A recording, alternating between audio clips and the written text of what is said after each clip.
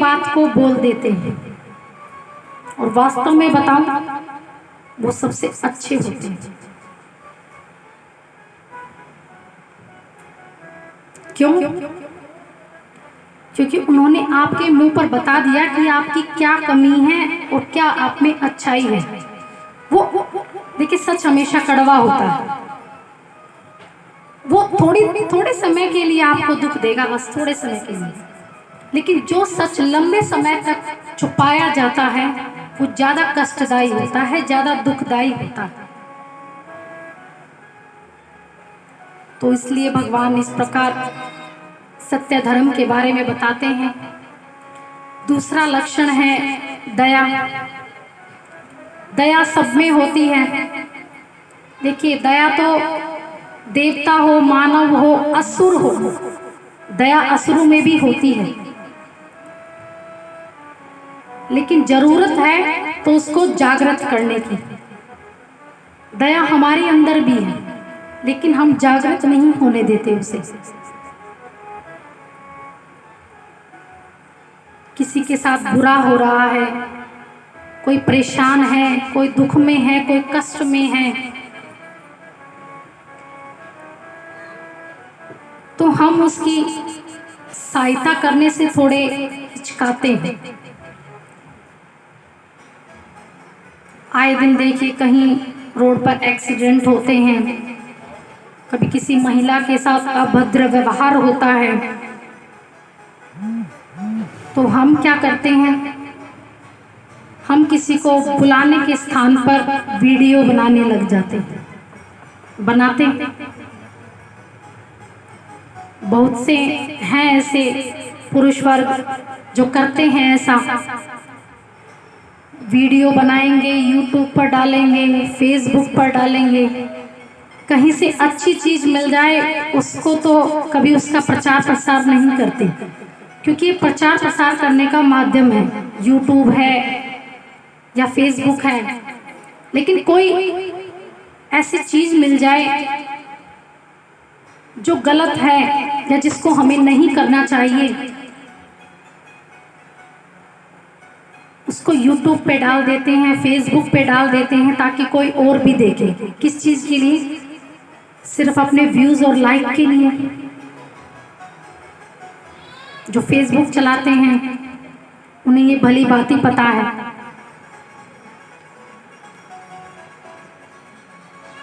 तो भगवान कहते हैं कि थोड़ा दया का भाव रखिए, और ये नहीं कि आप अपनी जान जोखिम में डालिए, नहीं, आप अपने खुद से उस आग में कूद जाइए, नहीं।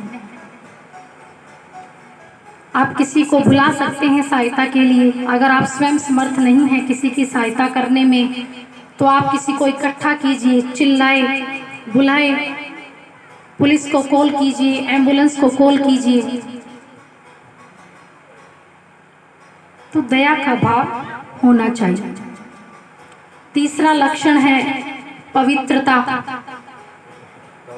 अपने शरीर को पवित्र रखिए, अपने मन को पवित्र रखिए, विचार को पवित्र रखिए, अपने घर को साफ सुथरा रखिए। अब दिवाली आने वाली है, घर की साफ सफाई शुरू हो गई होगी, तो जहाँ साफ सफाई होती है वहाँ लक्ष्मी निवास करती हैं। अब लक्ष्मी किसको नहीं चाहिए? सबको चाहिए। और दिवाली की सफाई भी इसलिए की जाती है कि लक्ष्मी जी प्रस्थान करेगी।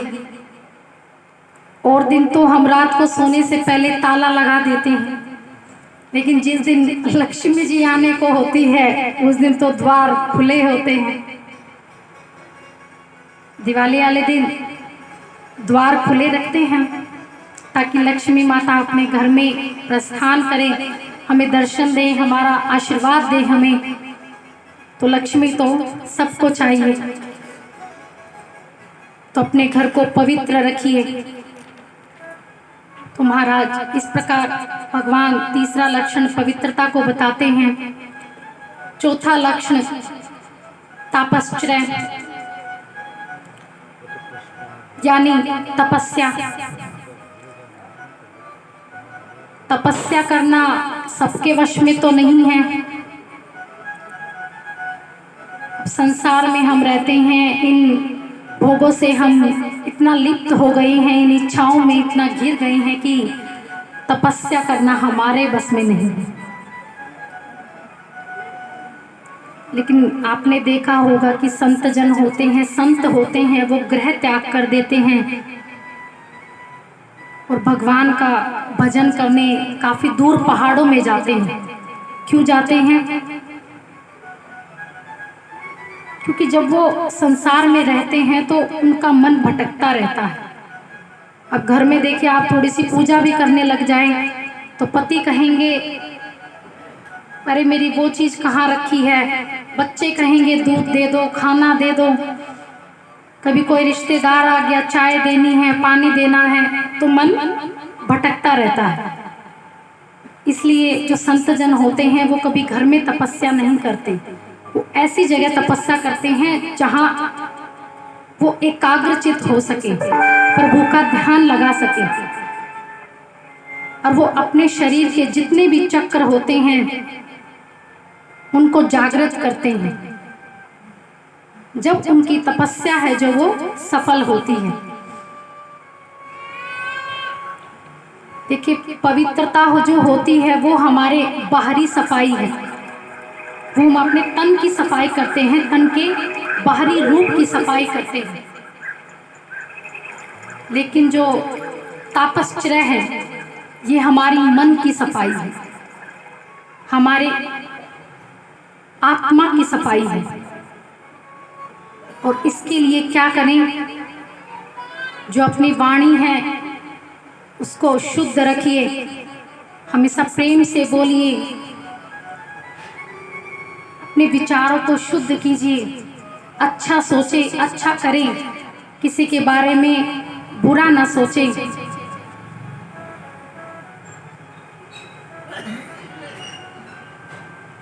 कई बार हम किसी को बुरा कहते हैं तो जो देखिए अच्छे जो होते हैं उनके मन में ये संदेह हो जाता है कि कहीं ये हमारे साथ ना हो जाए, तो वो बुरा बोलते हुए भी थोड़ा हिचकाते हैं। मीठा बोलिए, शब्दों में बड़ी जान होती है, ताकत होती है। जहां दवा असर करना छोड़ देती है तो वहां दुआ काम आती है। डॉक्टर भी कह देते हैं कि अब इसे दुआ की जरूरत है। देखिए, डॉक्टर को भगवान का रूप कहा जाता है, लेकिन जब उसके पास भी कोई समय सीमा नहीं रहती तब भी वही कहता है कि इसे दुआ की जरूरत है, आप इसे ले जाइए। शब्दों में बड़ी ताकत होती है, प्रेम में बड़ी ताकत होती है।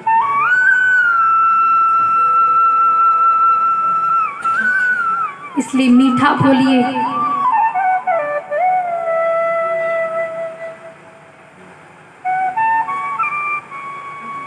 अगर स्वयं को दुख होता है तो दूसरों को भी दुख होता है। हमें ये सोचकर ही अपने जो भाव हैं, अपनी वाणी है, अपने जो विचार हैं उसमें पवित्रता बनाए रखें। पांचवा लक्षण नारद जी ने बताया, तितिक्षा, यानी कि जो भगवान दे उसे चुपचाप आंख बंद करके बिना प्रश्न किए ग्रहण कीजिए। चाहे वो सुख है, चाहे वो दुख है। सुख और दुख आनी जानी चीज है, इनसे आप कभी भी छुटकारा नहीं पा सकते जब तक आप जीवित हैं। वो हमेशा आएंगे आपके पास। ये प्रकृति है, ये परिवर्तनशील है। प्रकृति की हर एक वस्तु है, उसमें बदलाव होता रहता है। तो इसका मतलब ये तो नहीं कि दुख ना आए। हम कैसे स्थिर रह सकते हैं? प्रथम दिन भी हमने आपको बताया था कि अगर अपरिवर्तनशील है तो वो केवल ईश्वर है, क्योंकि वो सत्य है।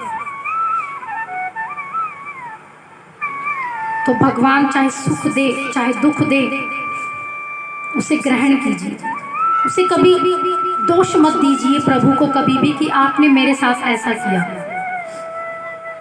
एक माता है, कुछ बच्चे खेल रहे हैं बाहर, दूसरे के बच्चे देखिए कितने भी शरारती हों, कितने भी बदमाशियां कर रहे हों, कितना भी गलत बोल रहे हों, कैसा भी आचरण कर रहे हों, लेकिन आप दूसरे के बच्चे को तो नहीं मार सकते, उसे नहीं कह सकते। किसको मार सकते हैं? केवल अपने बच्चे को। तो इसी प्रकार भगवान है, वो परम पिता परमेश्वर है, वो हमारे माता पिता है।